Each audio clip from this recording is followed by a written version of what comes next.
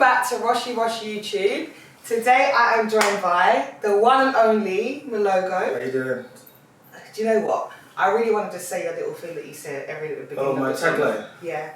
Look, when you know it's a banger. You missed out the first. Oh, go. Say it for me. Say it for me. Yeah, me say Logo. Yeah. You know it's a banger. I love it. I don't know. When that came, because it was just a joke, I was just playing around, and then kind of stuck with people. People actually loved that. Like, it's just distinctive. yeah, but I feel like it's not a thing where if you hear it before a song, you automatically think the song's gonna be good.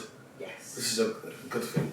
So. Yes, and we also know it's you. But what are you actually saying? Because I thought you were when saying you say logo, you know it's a band. So when you hear my name, you know if I'm on any song, then it's a good song. I thought you said when you hear my logo, you know it's a bang. But when you hear me say. When you hear me say logo, yeah. you know it's a banger. Yeah. Okay, I got it. Okay, so how are you? I'm good, I'm fine. You look very chill today. I'm grateful. Grateful? Yes. That's good. You've had a lot going on. I mean, it's been an extremely busy year for you. Yes, it has been. It's been 50-50, but I always look on the positive side. When you say 50-50, what do you mean? Like, it is stressful, and I'm not gonna. I always go to interviews. I always tell people I'm not gonna say that it's amazing every time. You go through so much in industry, not just industry, just life in general as well. Apart from music, I've got my own life. Mm-hmm. So I'm trying to pattern that as well. So just a mixture of everything. So sometimes it's like mad overwhelming. I can imagine. But because the passion and like you can't take defeat in it, so you have to just keep going. So that's what I tend to do most of the time. I think people in the music industry, you have to be very resilient and you have to be very strong. Yeah.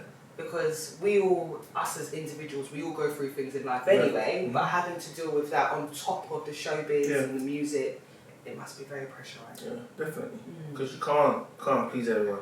No. And there's things that you do that some people might not like, and it's not my job to go around trying to convince everyone. So how do you find that right balance then? Because obviously... What's so crazy that cutting off? Before I used to be that person where, I want to prove a point and show people that, I'm this type of person, but then I thought about it. I need to love myself and know who I am. Yeah. As long as I know who I am, my mother knows who I am, my family, close friends know who I am, then whatever anybody wants to think or take from the outside looking in is what it is. Yeah. I can't kill myself. No, you can't. You really can't. You can't break your back for everybody. It's just not physically possible. Yeah. So let's talk about your history within the music industry, really. Because you started off way back. I think was it 2011 you kind of started in the music industry. I'll say 2013. Okay. Then obviously my debut, I'll say single, which is the baddest, was 2015. Yeah. So from 2013 I was under development, trying to get my confidence. My confidence was terrible. Really? Literally, I'll be on stage, I'll be they'll call me on stage, I'll be scratching my head you guys ready for me to perform? Things and then you didn't have that oomph just yet. I did not. I was shy because it was new to me. Yeah. And then crowd, different people, and it was just weird at that time. Yeah. But I was sure I wanted to do music, but trying to get over that stage was crazy for me, so I had to go through that. So I think for that 2 years, I was just trying to develop that stage presence and just going out there and just giving my best, so yeah. So when did you perform with Busy Signal? When was that? That's around that 2013 stroke 14 time, because that's the first show I ever did that was massive. 60,000 people. And I was like, yo. Was you proper happy yourself? I was happy, but I was so scared because I've never done stage before. So it's what is this? The stage I've done is maybe around friends when I used to go to a place called Starlight Music Academy in Kennington. Yeah. So it was just around amongst friends. So when they told us we're going to Gambia, we're gonna support Busy Signal, I'm like, what the hell? This is crazy. Did they give you much rehearsal time? No, it was just I didn't even rehearse in Gambia. When we got to Gambia, I remember we went straight to the hotel. We were staying with Busy and every the other artists as well. So it was myself, Busy, Randy Valentine, Jay Reed, a guy that was managing me then called Big J. There's different people, man, and it was great vibes. But on the day of the show, I was just scared. But what's amazing is that when I came out on stage, the love was amazing.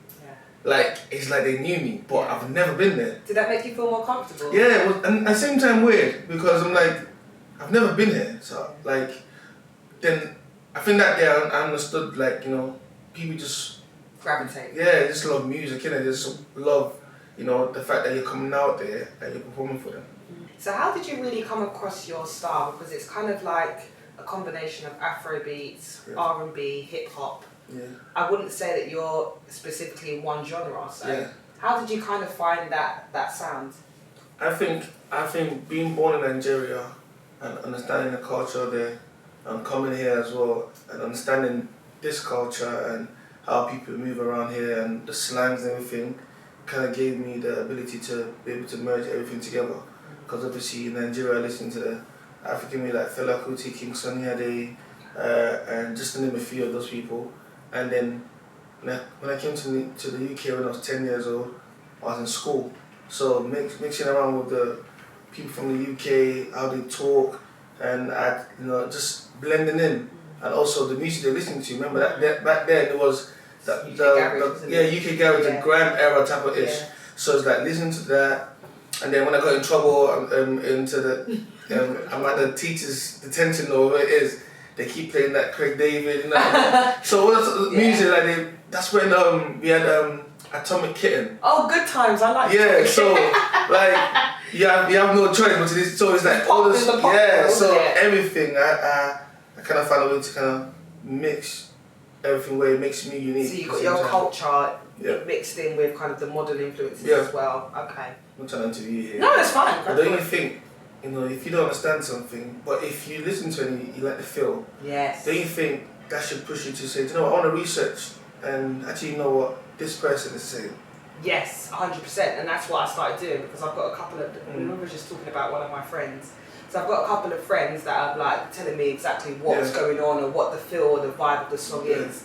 But for me, when Afrobeats first came out, I wasn't sure about it because I didn't know music. Africans. I'm Caribbean, And you know Caribbeans and Africans don't necessarily mix back then. So now it's like when I listen to Afrobeats, I love it. I jump on the beat, I'm dancing, I'm winding up my waist. Do you think that that's like a bit of like ignorance with not just everyone? I mean, like it's definitely when we listen to like songs like Despacito, I don't understand the word they're saying. But even Spanish songs, like now, you don't understand what they're saying. I don't know what they're saying, but we don't have that attitude towards that. So I feel like it's just a cultural difference thing where we're made to see that, you know, other African stuff like it's you know what I mean. And but what I like as well is now you're seeing African artists and Caribbean artists collaborating. Before it was so separated. Definitely. It's either like the Jamaican music or not. Even in club back in the days, is hardly play Afro beats. The only person they'll play maybe the band Oliver Twist. That's about it. You know what I mean? So it's good that like people are mixing and trying to understand people's culture, and I feel like that's the best thing ever.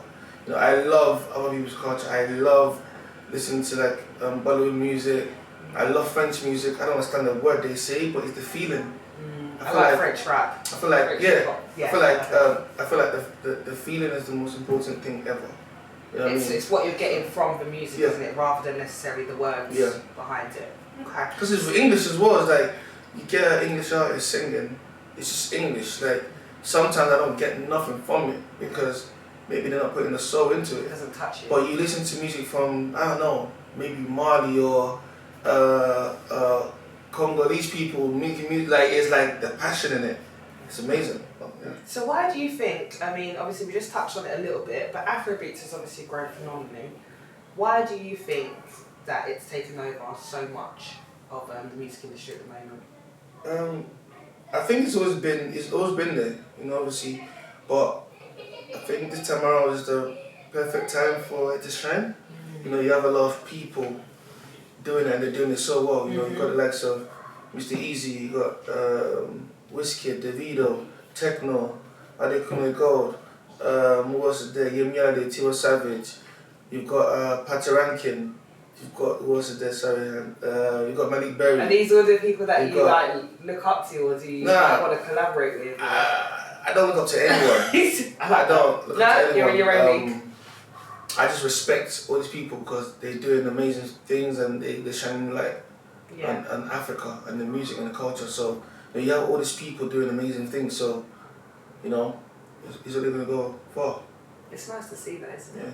So and not just Nigeria. You have, you know, Ghana. You have Ivory Coast. You have Congolese people. You have Sierra Leone. Different people making music, making sure that, you know, there's light into the culture. So it's a beautiful thing. But it's nice to see that everybody supports each other, and I think that's why. Yeah.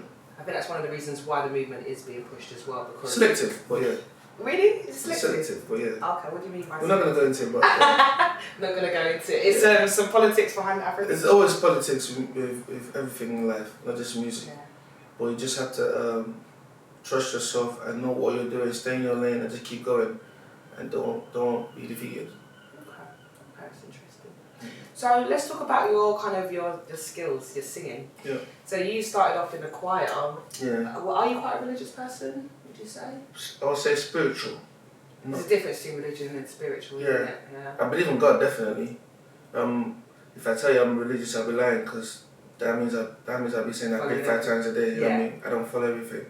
I'm not proud to say it, but I'm just saying that's the truth. But I do believe in God. I believe in, yeah.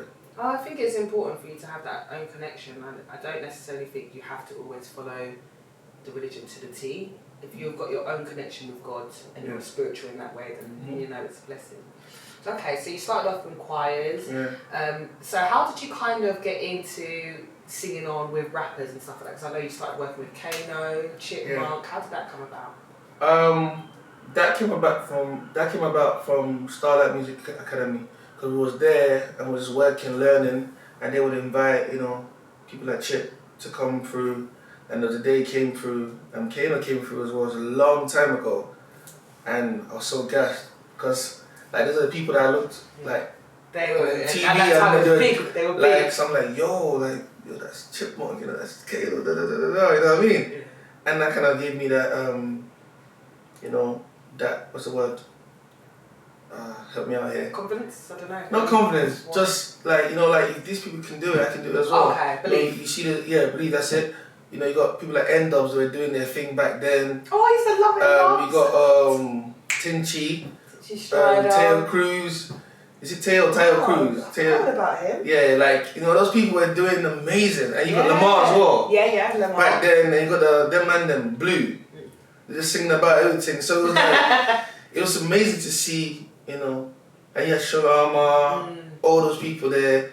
And it was just good to see those, familiar faces doing amazing things. So I just said to myself, I have to be something. I have to make a name for myself. I don't know how long it will take, when it will happen, but I'll just keep going and, yeah. So where did the name Moelogo come from? From my name, Mohammed. So my name's Mohammed, and when I came into the industry, my first song is through music. So music's my logo. That's what you know me for. Right, makes sense. I like it though. It's quite unique, isn't it? Yeah. Especially if you Google you're the only person that comes up. There's no one. Yeah, there's no one else. No one else. One and only. Just on me, yeah. Okay. So what have you been working on this year? I've seen so many projects come out from you. I dropped my EP Magic about a couple of months ago, and a lot of people loved it, and I was grateful for that. I was happy about the turnout and the review as well. I shot some videos for it as well. But since then I've just been doing a lot of behind the scenes stuff, like songwriting with other artists. At the same time I'm working on my next project, which is my debut album. Okay. For next year, hopefully. So I'm just recording, and then just picking out the best songs that I want to, show the world. This is my logo, this is my album. So hopefully that's what I'm coming out with next year. So how much time, blood, sweat goes into these projects that you create? With all of that, you can't gauge it, because it's just, you never know. I mean, sometimes you're just working, and you don't even know how much you're putting in, when you're putting in a lot. And sometimes I'm in the studio I probably start from 4 in the afternoon and I'm there till like 4 in the morning, just working on ideas. You know, not necessarily me gonna use them or good enough, but you're just trying. Yeah. You just have to try. So, but because it's the passion. I love making music. I love singing, so that pushes me in it. But if I didn't have the passion for it, probably would have given up. Yeah. What kind of inspirations do you get for your lyrics? I start with melodies first. I feel like once you get the melody, you're good. Like if the melody is on point, it's easy to put words together. You know what I mean? So melodies first. So do you create the melody, or do you have maybe a producer that gives you a bit of guidance on that? A producer will send me a beat. Yeah. I listen to it, try to get melodies, different melodies, and then pick the best ones out of whatever melody I do, or from scratch while the producer's playing the piano or the guitar, just sing melodies and just literally you're singing gibberish, but you're gonna pick out the best things and then turn into actual words. I'm so fascinated by like how you. It's not easy though. I couldn't. It sounds hard. It's not easy. I've tried to write a song before. It didn't work. It really didn't work. But I didn't actually get a hook. But if you master it, if you master like how you make songs or how you sing in a certain way, then you'll be good. Cause then that makes you like unique and distinctive. Which is what you've done. You've managed to create. I don't want to blow my own trumpet. That's alright. I'm here to blow it for you. So Okay, cool. So next year, you obviously you've got your debut album that you're working on. You got any other projects or anything that you want to let the people know about? Right now it's just my album. I'm working on that. I'm featured on. When's your next performance, by the way? Hopefully next year. By the grace of God, hopefully next year. To see you perform. Right now I'm featured on certain projects coming out this year, and there'll be more next year. So I just want to come out next year back on the stage, more performances, and just disturb the world a bit more. So if there was a young girl or young guy that was trying to get into Afrobeats, hip hop, UK music scene at the moment, what kind of advice would you give that individual? I always get these questions. Because that's what the people. It's what they want to know. I know, but I always think we always tell them the same thing. No, just work hard. No. Tell them the truth. I just feel like you need to search yourself, understand you first before you get into not just music, anything. If you really want to do it, because there'll be times that you get knocked down, and you're gonna get knocked down pretty hard, and you just have to find that space in your heart that whenever everything's going bad, you go to that space where continue going. That space keeps you going, because you need to have yourself. Like other people ain't gonna be there for you. Yeah. You have to make sure you push yourself and keep going, and just not just music, anything in life. Before you do it, you need to tell yourself: do you really want to do this? Is it what you want to do? I like that. Yeah. It's so important to actually take some time to really think about it. It's not even about the talent that gets you far. It's the passion. Are you consistent? Are you gonna keep going? Even if you take a year gap, okay, cool. After that year, come back and work 10 times harder. Yeah. So I like that. Yeah. Okay. Thank you so much. No, thank you for having me on my channel. I know he was very busy. I managed to catch him just before he was going back home for 2 months. I was like, 2 months? When he said you're coming back in January, I was like, I can't wait for that. I said, no, but you said, let's get it done before. We'll make it work, but I really appreciate you allowing me to come to your beautiful home. Thank you very much. And spend some time with you. So we are really excited about what you've got coming up in the future. Thank you. I really want to go to a Moelogo concert. That's you will. Listen, next year definitely there'll be a lot of concerts. Definitely. Yeah, that's what I need. I need to feel the vibe and the energy. Thank you very much. Okay, cool. Thank you for watching, guys. Stay tuned for another Rochie Roch interview. Take care.